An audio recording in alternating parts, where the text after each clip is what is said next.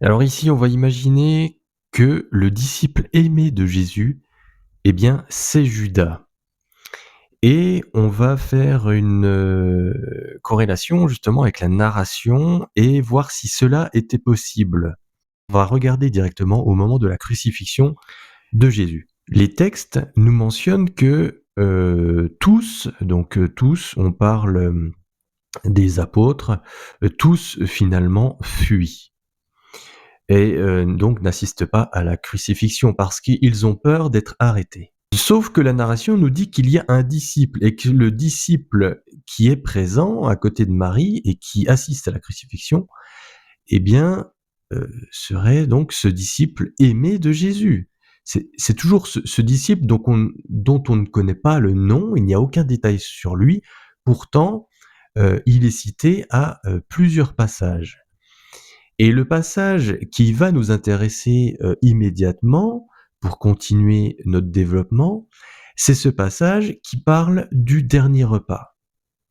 À savoir qu'il est dit que seuls les 12 sont présents. Sauf que la narration va nous parler que ce disciple aimé de Jésus est lui aussi présent.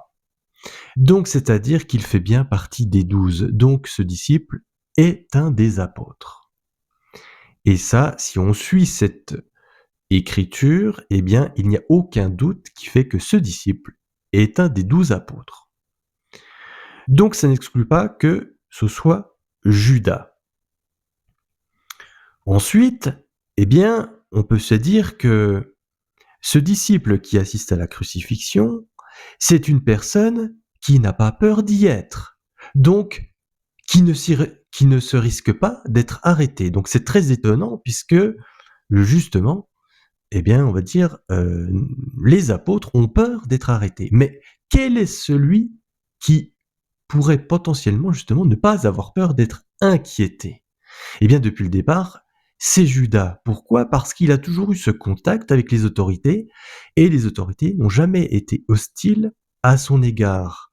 Donc, parmi les 12, le seul, eh bien, qui pourrait assister sans être inquiété à la crucifixion, c'est Judas. Dans l'évangile de Jean, eh bien, Judas ne disparaît pas après sa trahison, comparé à ce qu'on peut lire ailleurs.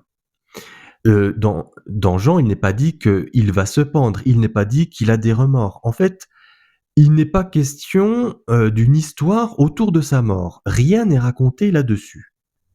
Mais il n'est jamais décrit comme mort. Donc rien n'empêche dans le récit de Jean que Judas soit présent n'importe où après l'arrestation de Jésus. Il est juste absent de la narration, ce qui n'est pas la même chose. Si par exemple c'était Jean, eh bien il pourrait justement se nommer. Si c'était Jacques, idem, etc., etc. Finalement, le seul disciple dont le nom serait dérangeant à citer et explosif pour la communauté, eh bien c'est Judas.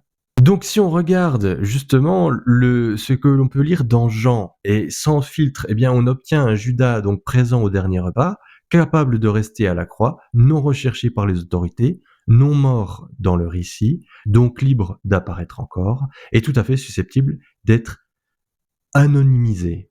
Donc si par exemple on se dit toujours que Judas est bien ce traître et qu'il a trahi Jésus, eh bien rien n'empêche quand même d'affirmer que le seul qui pouvait assister, le seul des 12 qui peut assister à la crucifixion, eh bien c'était Judas. Rappelons que pourquoi on dit que forcément le disciple fait partie des 12, ce disciple aimé, eh bien parce que si l'on suit la narration de Jean, eh bien c'est ce que l'on comprend contextuellement. Seuls les 12 sont présents pour ce dernier repas, donc eh bien, le disciple aimé de Jésus est l'un des 12, est l'un des apôtres. Eh bien, finalement, on a un problème, parce que seul Judas pourrait être présent, ou alors, du coup, on se dit, bah non, Jean raconte n'importe quoi. Donc, de toute façon, vous avez forcément un gros problème. Il est dit que celui qui est présent À ce moment-là, c'était bien le disciple aimé de Jésus. Donc comment concevoir que Judas peut être aimé de Jésus si on est toujours conditionné à se dire: «Mais non, mais c'est un traître et c'est un personnage, qui était justement hostile à Jésus». Et bien justement, c'est là qu'il va falloir faire un travail et se dire: «Bah, Heu, je vais creuser parce que du coup, je me rends compte déjà que finalement ma Bible raconte des mensonges et que je vais devoir faire un choix. Je vais devoir faire un choix devant tout ce qu'on me présente puisque c'est de la contradiction. Alors qu'est-ce que je choisis? Il reste justement un point à développer sur, le fait que justement, il y a un disciple anonyme, mais que nous, eh bien, on voit qu'il s'agit en fait, de Judas. Eh bien, c'est qu'on va parler de Thomas. Donc, dans la liste des 12 énumérés dans Matthieu, Marc et Luc, puisque Jean n'énumère pas la liste des 12 apôtres. Eh bien, il y a Thomas Didyme. Sauf que Thomas n'est pas un nom propre à l'époque, donc il ne peut être qu'un surnom. Il signifie jumeau, tout comme Didyme signifie également jumeau. Donc un surnom très symbolique, hein, jumeau de quelqu'un, c'est vraiment l'identique de quelqu'un. Thomas apparaît tardivement dans le récit. Il n'est mentionné que dans Jean 11, verset 16, 14, verset 5, 20, verset 24-29 et 21, verset 2. Et sinon, il est absent, tout comme Judas, on ne parle pas du tout de lui. Donc Judas, réapparaissant sous le nom de Thomas, le jumeau, eh bien, ce serait, forcément, possible. Donc ensuite, on a ce problème parmi cette liste des 12 apôtres, puisque si Judas et Thomas, c'est le même personnage, eh bien, nous avons que 11 apôtres. Nous pouvons très bien imaginer que finalement Matthias, où l'on voit que dans les actes soi-disant les apôtres se réunissent pour savoir qui serait le successeur de Judas, puisque soi-disant il est mort, donc du coup c'est Matthias, et Matthias a suivi Jésus. Donc on peut très bien imaginer que finalement en fait Matthias était présent dès le départ dans cette liste des 12, et que le montage biblique nous fait croire qu'il n'arrive qu'à un moment donné pour remplacer Judas. Mais vu ce qui est dit sur Matthias, comme quoi il aurait suivi le Christ du début à la fin, eh bien, rend très possible, eh bien, finalement, qu'il soit un des 12 apôtres choisis par Jésus. Alors ensuite, on peut se dire, mais pourquoi alors ne l'avoir pas cité? Mais le problème, c'est que dans l'histoire qui est racontée, il fallait forcément séparer Judas et Thomas, puisque l'histoire de Thomas est extrêmement importante et extrêmement relayée dans la chrétienté de celui qui ne croit pas s'il ne voit pas de ses propres yeux. Donc rien que pour cet aspect-là, forcément qu'il fallait séparer Thomas de Judas, parce qu'on ne pouvait pas dire que c'était toujours Judas, forcément, qui était encore là, alors que normalement on avait dit qu'il était mort et qu'il avait trahi, qu'il était donc ce traître. Thomas devient le symbole de celui qui ne croit pas, celui qui a besoin de voir. Lorsque justement ce Thomas eh bien, ne croit pas que ce soit, Jésus qui soit, devant lui. Donc là, on est dans Jean au chapitre 20, verset 25: «Si je ne vois pas, je ne croirai pas», donc c'est ce qu'il dit. Jésus lui dit: «Mais avance ton doigt et mets ta main dans mon côté». Eh bien, on peut y voir quand même que c'est un geste d'intimité extrême et même disproportionné pour un simple disciple secondaire. Donc c'est vraiment un geste qui correspond à quelqu'un qui est très proche de Jésus. Donc, ben, possiblement justement ce disciple aimé. On se dit que ce Thomas, eh bien, ouais, il a besoin de voir pour croire. Et finalement, eh bien, on est, même à le juger, à se dire: «Ah bah celui-là, il a pas cru, tant qu'il ne voyait pas, il n'a pas cru».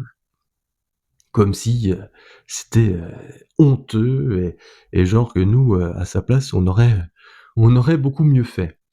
Alors, il y aurait beaucoup de choses à dire, mais très simplement, on peut très bien imaginer que donc ce Thomas, c'est ce Judas. Je vous invite encore à vous reporter à la vidéo précédente, qui a été faite sur Judas pour comprendre, parce que je ne vais pas aller dans les détails. Mais, je vais faire très succinctement. Judas a été choisi pour porter la bourse. Donc c'était lui qui était chargé, des finances, si l'on veut. On avait démoli le fait qu'il n'a pas été choisi justement parce qu'il était voleur et pour l'enfoncer encore un peu plus et qu'il soit toujours voleur et cetera et cetera. Non, pas du tout. Il a été choisi justement parce que, eh bien, il était quelqu'un de confiance et finalement, c'était aussi une personne qu'on avait dit, eh bien, qui était mature par rapport aux autres, beaucoup plus mature et beaucoup plus avancé, dans l'esprit. Et c'est pour cela qu'il est dit qu'il est le disciple aimé de Jésus. Alors comment se ferait-il que si Judas et ce Thomas qui arrivent d'un seul coup, si c'est la même personne, eh bien comment se fait-il que ce disciple aimé de Jésus ne reconnaît même pas eh bien que c'est Jésus et que finalement il serait hors de son esprit parce que il n'aurait pas cru à cette résurrection-là?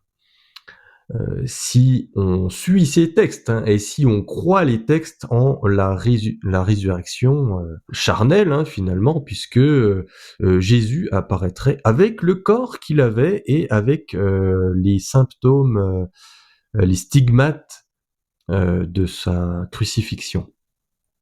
Donc là, il y aurait aussi beaucoup de choses à dire là-dessus et il faudrait développer dans une vidéo, eh bien, cet aspect-là. Regardons ô combien jusque-là, cette résurrection charnelle, eh bien, n'avait jamais été, annoncée. Mais ce que Jésus parlait, et à de nombreuses reprises, c'était justement d'une résurrection de l'esprit. Que la renaissance, que le fait qu'un homme soit vivant ou mort, eh bien, relève finalement que de l'esprit. C'est-à-dire qu'il a fait comprendre que ceux qui sont vivants, eh bien, ce sont ceux qui ont accueilli les paroles qu'il diffusait, ces paroles de vérité, et qui les ont mis en pratique. Donc pour faire simple, si vous accueillez la parole de Dieu et que vous travaillez à la mettre en pratique, vous avez son esprit qui vient en vous. Et cet esprit, eh bien, détermine que vous êtes donc vivant et que c'est votre résurrection, puisque avant de connaître tout ça, vous étiez mort, spirituellement mort. Donc, il est tout à fait compréhensible, eh bien, que Judas, même disciple aimé de Jésus, ne reconnaisse pas Jésus. Pourquoi? Eh bien, tout simplement parce que, d'après ce qu'il avait appris et ce que Jésus lui a enseigné, eh bien, on ne lui a enseigné que cette définition de résurrection, c'est-à-dire la résurrection de l'esprit, et qu'il n'était pas du tout question de résurrection charnelle. C'est très étonnant que Thomas ne le reconnaisse pas à la rigueur, parce qu'il a exactement le même visage alors. Et ce qui est aussi extrêmement étonnant, c'est à de nombreux passages, eh bien, on ne reconnaît pas, ils ne reconnaissent pas Jésus. Ils passent à côté, ils ne savent pas que c'est lui, etc., etc. Ça, peut-être qu'on fera une autre vidéo là-dessus, pour se pencher là-dessus, sur l'incohérence des textes à ce niveau-là. Ce sujet de résurrection charnelle, finalement, qui étant vendu par Paul, on va finir par cela, par une question, justement. À quoi servirait une résurrection charnelle? Est-ce que ça apporterait quelque chose? Est-ce que le fait que Jésus doit aussi ressusciter d'une façon charnelle, eh bien, apporte un plus dans notre croyance, dans notre foi, On peut se poser la question, est-ce que ça va nous changer plus qu'il ne faut? Ou est-ce que justement la résurrection de l'esprit, eh bien, n'est-elle pas suffisante et n'est-elle pas la seule qu'il existe, puisque le charnel n'apporte rien et que l'esprit est tout. On finit là-dessus. Merci.